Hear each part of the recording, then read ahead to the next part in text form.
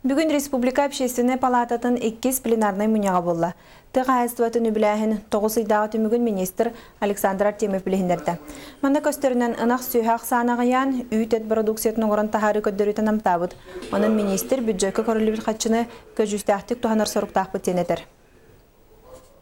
Бұл бюджет қатшыта білдейті бігінеме берділер. Олғынымыран қаянданы бұғылуы қатшыттан түмік кәлектақ, көддіру латықтақ, бар жон доқотыры білдейқтақ. Онан мен хана бар бүгінгі күнге бігігі министерство өбіт, оны правительство гитар үлеті қамнаға бұл бюджет қатшытын эффективнайдық туғаныға олыс ұлыған контролынан дағыны, олыс ұлыған политикады бұхетінен, үлеті бұхетінен өптіқтік барар дейқпін.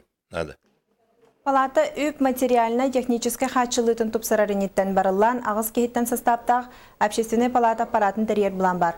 Мұнеқа бұтығынан вице-премьер Александр Соловьев ехетіндерді.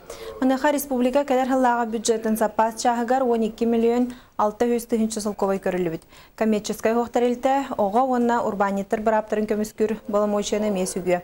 Тустақ сокон барылын парламент 2016 сыл бастықы пленарный мұнеғар көрірі күтілдер.